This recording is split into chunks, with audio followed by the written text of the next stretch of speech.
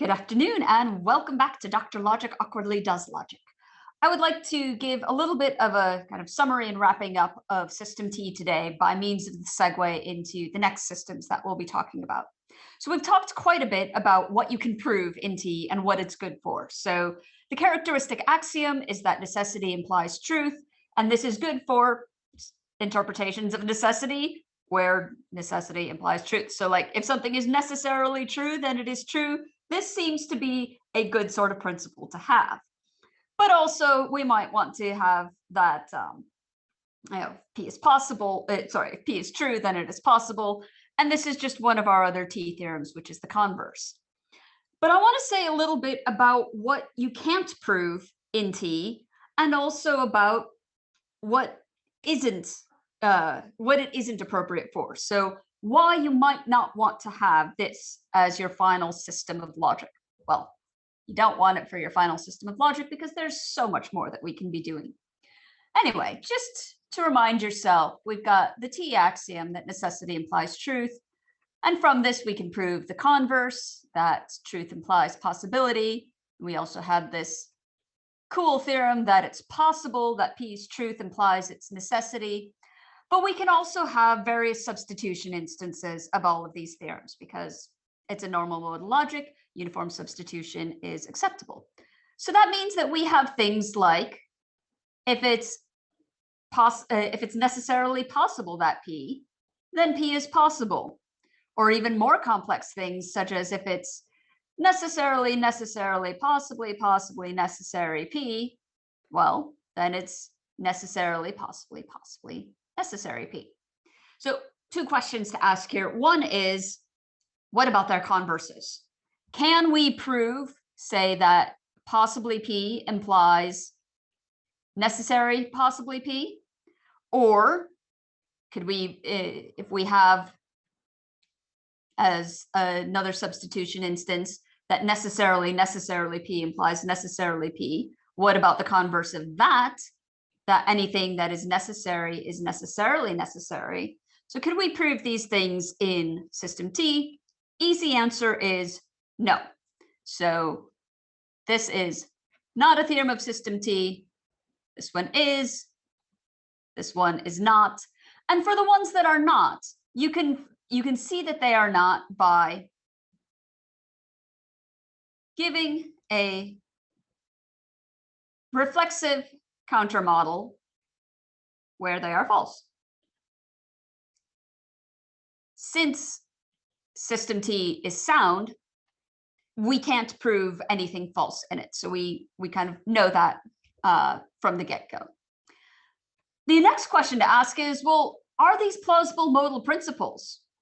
Is it intuitive that we would like to have that necessity is, for instance, you could think of it as being fixed, or that possibilities don't vary. So like if something is possible, then there isn't any situation in which that thing would not be possible.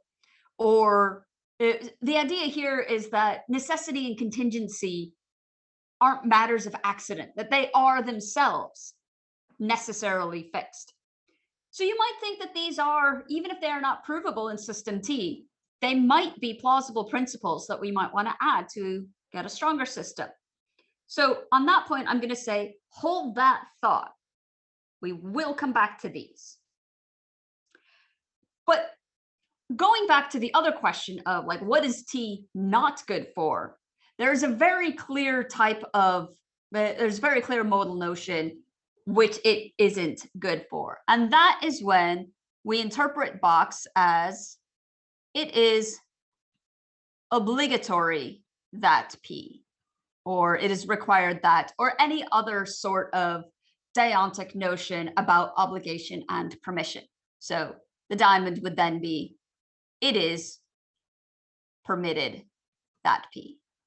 Now, why don't you want to have this as an axiom if your interpretation of necessity is something like this?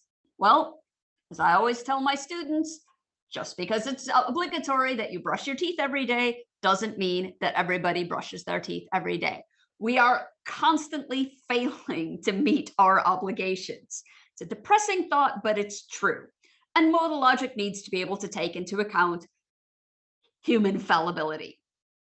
What we want instead is the weaker principle that if you're required to do something, then it's at least morally permittable that you do it, so that you can't have contradictory obligations. Now, bracket that, because of course there are going to be kind of real world situations where it may seem like you do in fact have contradictory obligations, but back away from all of that and think in terms of kind of an idealized setting of obligations and permissions.